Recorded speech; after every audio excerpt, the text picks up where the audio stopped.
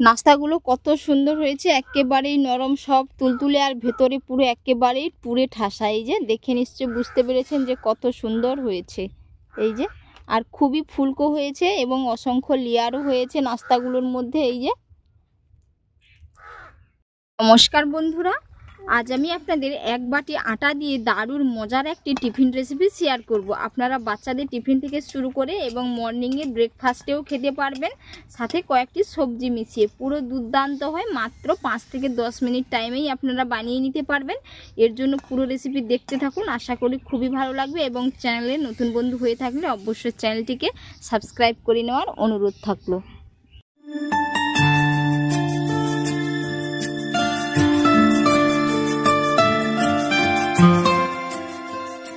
জন্য এখানে আমি নিয়ে নিলাম এক বাটি আটা। আপনারা চাইলে এখানে ময়দার ব্যবহারও করতে পারেন। তো এবার আমি এর মধ্যে দিয়ে দেব 3 চামচ বেসন। 3 চামচ বেসন দিয়ে দিলাম। তো বন্ধুরা, এর জন্য আপনারা পুরো রেসিপি দেখতে থাকুন, আশা করি আপনাদের খুবই ভালো লাগবে। এবং কোথা থেকে রেসিপিটি দেখছেন অবশ্যই কমেন্ট করে জানাবেন, এবং রেসিপি ভালো লেগে থাকলে অবশ্যই একটি লাইক করে দিবেন। তো এগুলো আমি একসাথে মিশিয়ে নিয়েছি। এবার আমি এর মধ্যে দিয়ে দেব পরিমাণ মতো লবণ। পরিমাণ মতো লবণ দিয়ে দিলাম। ময়ামের জন্য দিয়ে দেব এই চামচের মাপ করে 2 চামচ সাদা তেল।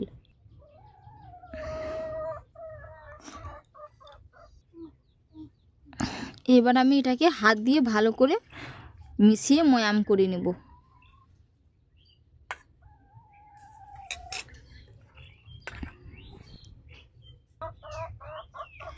খুব ভালো করে ময়াম করে নিয়েছি। এবার আমি এর মধ্যে অল্প অল্প জল দিয়ে একটি সেমি সফট ডো রেডি করে নেব।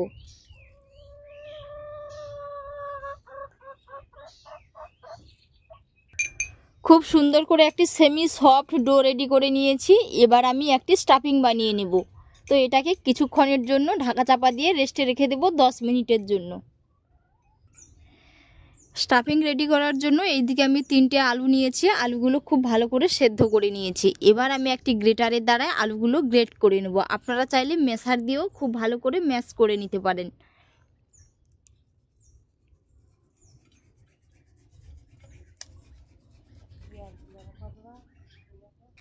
আলু খুব সুন্দর করে গ্রেট করে নিয়েছি। এবার আমি এর মধ্যে কিছু ধনেপাতা কুচি দিয়ে দিলাম।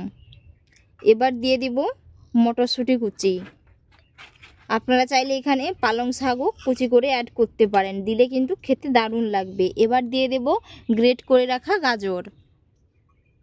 একটা মিডিয়াম সাইজের গাজর নিয়ে আমি গ্রেট করে নিয়েছি। এবার দিয়ে দেব এর মধ্যে পেঁয়াজ কুচি, রসুন কুচি, আদা কুচি।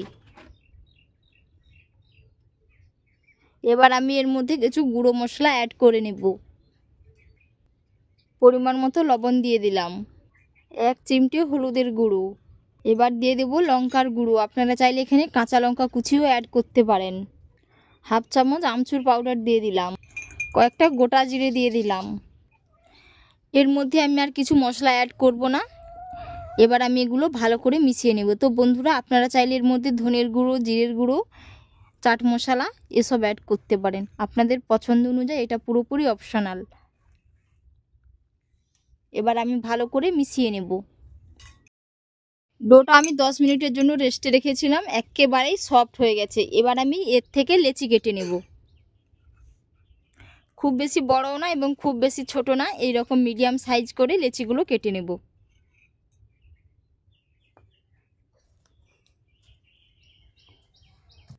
খুব সুন্দর করে লেচিগুলো কেটে নিয়েছি। এবার আমি এগুলো একটু বেলে নেব।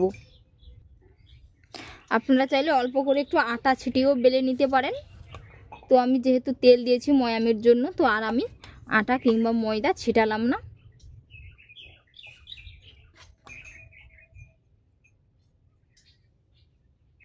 খুব সুন্দর করে বেলে নিয়েছি। এবার আমি এর মধ্যে একটি আলু স্টাফিং ভরে দিলাম। তো স্টাফিংটা আমি গোল করে নিয়েছি যাতে সুবিধে হয়, এর কারণে দিয়ে হাত দিয়ে একটু চ্যাপটা করে দেব এইভাবে। এটাকে আমি এবার ফোল্ড করে নেব। এরকম করে ফোল্ড করে নেব।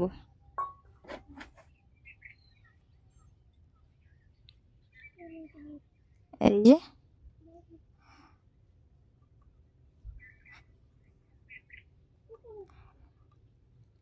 হাত দিয়ে একটু চ্যাপটা করে এবার আমি লুচির মতো করে বেলে নেব। খুব জোর জোরে কিন্তু প্রেস করা যাবে না, তাহলে কিন্তু আলুর স্টাফিংটা ফেটে বেরিয়ে যাবে। আলতো হাতে প্রেস করে নিতে হবে, এইরকম করে একেবারেই আলতো হাতে প্রেস করতে হবে। এই যে খুব সুন্দর করে বেলে নিয়েছি, দেখে নিশ্চয়ই বুঝতে পেরেছেন। এবার আমি এক এক করে কিন্তু সমস্তগুলো একই রকমভাবে বেলে নেব। এক এক করে সমস্তগুলো বানিয়ে নিয়েছি। এবার আমি কড়াইতে তেল দিয়ে এগুলো ভেজে নেব। আপনারা চাইলে ডিপ ফ্রাই করতে পারেন কিংবা অল্প তেলেও ভেজে নিতে পারেন। দেওয়ার পরে সাথে সাথে কেমনভাবে ফুলে গেছে, এই যে দেখে নিশ্চয়ই বুঝতে পেরেছেন খুব সুন্দরভাবে। এই যে এবার আমি এক পিঠ উল্টে নেব। এরকম উল্টে পাল্টে খুব সুন্দর করে ভেজে নেব। পুরো একেবারে ফুলকো লুচির মতো হয়ে গেছে নাস্তাগুলো। এটা ভাজা হয়ে গেছে, তুলে নিচ্ছি। পরেরগুলো ঠিক একই রকমভাবে ভেজে নেব। কত সুন্দর হয়েছে দেখুন বন্ধুরা। দিয়ে এইরকম উপর থেকে একটু তেলটা তুলে দিতে হবে। এইরকমভাবে দিলে কিন্তু খুব সুন্দর হয়ে একেবারেই ফুলকো হয়ে ফুলে উঠবে। এই যে খুব সুন্দর হয়ে কিন্তু ফুলে উঠেছে। এবার আমি আরেক পিঠ উল্টে নেব। এরকম উল্টে পাল্টে খুব সুন্দর করে ভেজে নেব। তো এইদিকে আমি সমস্ত নাস্তাগুলো ভেজে নিয়েছি, আর কত সুন্দর হয়েছে, একেবারেই ফুলকো ফুলকো হয়েছে আর খুবই সফট হয়েছে। এই যে দেখে নিশ্চয়ই বুঝতে পেরেছেন। তো আমি আপনাদের একটি কেটেও দেখাচ্ছি যে কত সুন্দর হয়েছে। এই যে ভেতরটা দেখুন বন্ধুরা, খুব সুন্দর হয়েছে। আপনারা কিন্তু বাচ্চাদের টিফিন থেকে শুরু করে মর্নিংয়ের ব্রেকফাস্ট কিংবা কোথাও যদি যান তো এইরকম টিফিন বানিয়ে যেতে পারবেন। সমস্ত নাস্তাগুলো আমি বানিয়ে নিয়েছি, আর কত সুন্দর হয়েছে দেখে নিশ্চয়ই বুঝতে পেরেছেন। একেবারেই নরম সফট তুলতুলে হয়েছে, আর ভেতরটা দেখুন বন্ধুরা খুবই সুন্দর হয়েছে। আর আপনারা এতক্ষণ পুরো রেসিপি দেখার জন্য আপনাদের অসংখ্য অসংখ্য ধন্যবাদ থাকলো। আপনাদের সাথে নেক্সট অন্য একটি রেসিপিতে দেখা হচ্ছে। ভালো থাকবেন, সুস্থ থাকবেন, ধন্যবাদ।